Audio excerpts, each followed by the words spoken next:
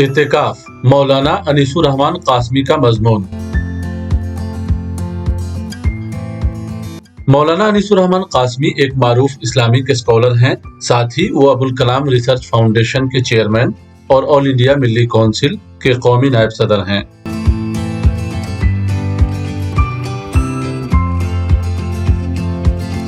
عبادت میں ایک سوئی جس قدر زیادہ ہوگی اور دنیاوی مشاغل و مصروفیات سے اپنے آپ کو الگ کر کے عبادت کے لیے ذہن و قلب کو اللہ کی طرف متوجہ رکھا جائے گا، اسی قدر وہ عبادت اعلیٰ درجے کی ہوگی۔ رمضان کے روزوں میں جب بندہ اپنے آپ کو کھانے پینے اور ازدواجی تعلقات سے کنارہ کش کر لیتا ہے تو اسے نفس و قلب میں پاکیزگی آتی ہے اور اللہ سے تعلق مضبوط ہوتا ہے۔ بلا شبہ رمضان میں اللہ کی برکتیں اور رحمتیں خوب نازل ہوتی ہے، یہاں تک کہ جب آخری عشرہ آتا ہے تو اس میں رحمتوں کی بارش ہوتی ہے، اور اس میں ایک رات ایسی آتی ہے جو 1000 مہینوں کی راتوں سے افضل ہوتی ہے۔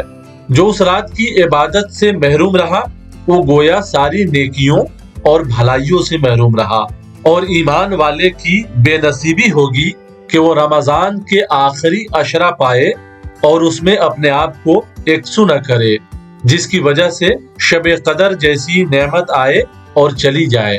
اسی شب کی تلاش میں اور اپنے آپ کو اللہ کے در پر یکسوئی کے ساتھ پڑے رہنے کے لیے رسول اللہ صلی اللہ علیہ وسلم نے رمضان میں اعتکاف کیا تھا۔ آپ صلی اللہ علیہ وسلم نے ایک بار رمضان میں پورا مہینہ اعتکاف کیا تھا۔ پہلے عشرے میں اعتکاف کیا، پھر دوسرے عشرے میں اعتکاف کیا، اور اس دوران آپ شب قدر کو تلاش فرماتے رہے کہ وہ کس رات میں ہے۔ پھر آپ نے آخری عشرے میں اعتکاف کیا اور آپ کو یہ ظاہر ہو گیا کہ اسی عشرے میں شب قدر ہے، تو آئندہ برسوں کے رمضان کے آخری عشرے میں ہی اعتکاف کرتے رہے۔ جس سال آپ نے پہلے اور دوسرے عشرے کا اعتکاف کیا تھا تو آپ کے ساتھ دیگر صحابہ نے بھی اعتکاف کیا تھا۔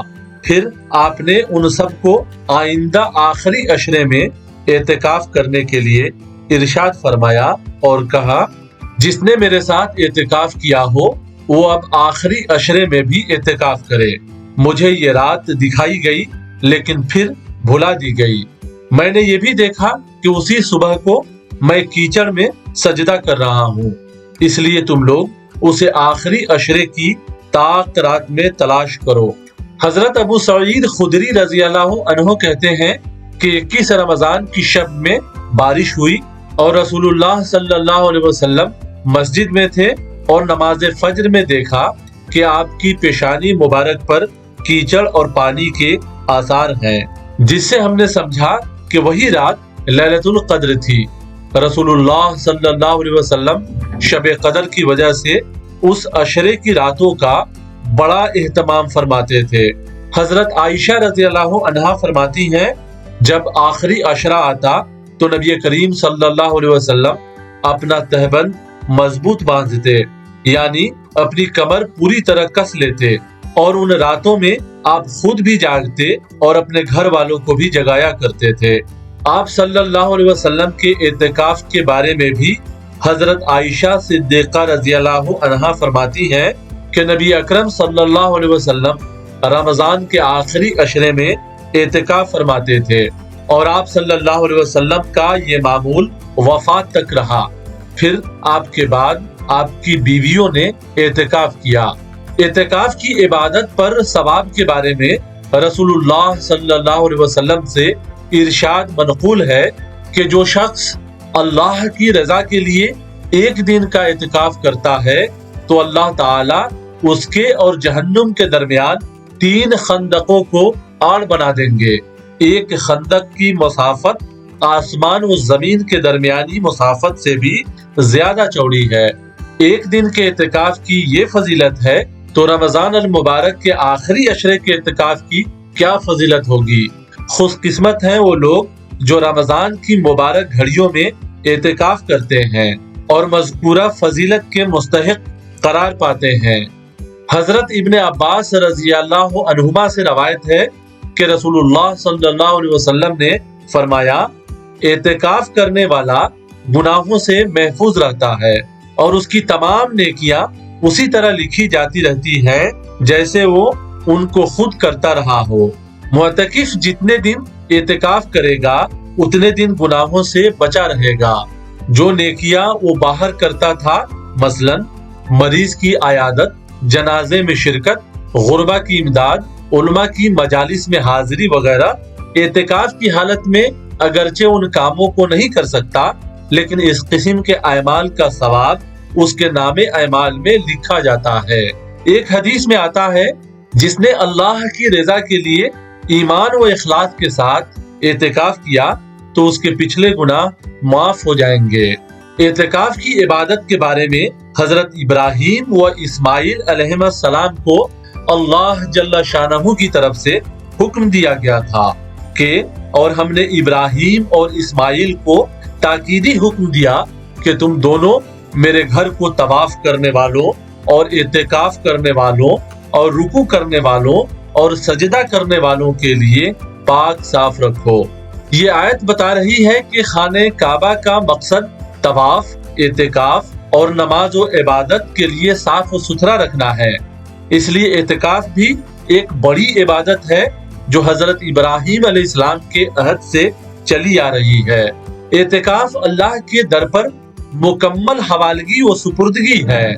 اسی لیے اصطلاح شریعت میں اعتکاف ایسی مسجد میں روزے کے ساتھ قیام پذیر ہو جانے کا نام ہے جس مسجد میں جماعت کے ساتھ نماز ہوتی ہے۔ رمضان کے آخری 10 دنوں میں 20 رمضان کو غروب آفتاب سے پہلے ہر ایسی مسجد میں جہاں جماعت کے ساتھ نماز ہوتی ہو اعتکاف کی نیت سے رکنا سنت کفایہ ہے، یعنی اگر ایک یا چند لوگوں نے اعتکاف کر لیا تو کافی ہے۔ کم سے کم شہر کی مساجد میں سے کسی ایک مسجد میں اعتکاف کر لینے سے سارے لوگ گناہ سے بچیں گے۔ اعتکاف کے لیے نیت ضروری ہے۔ اگر نیت کے بغیر مسجد میں ٹھہر جائے تو اعتکاف درست نہ ہوگا۔ اعتکاف کرنے والے سے متعلق یہ شرط ہے کہ وہ مسلمان بالغ ہو، مجنون و فاتر العقل نہ ہو، جنابت سے پاک ہو۔ مرد و عورت دونوں اعتکاف کر سکتے ہیں۔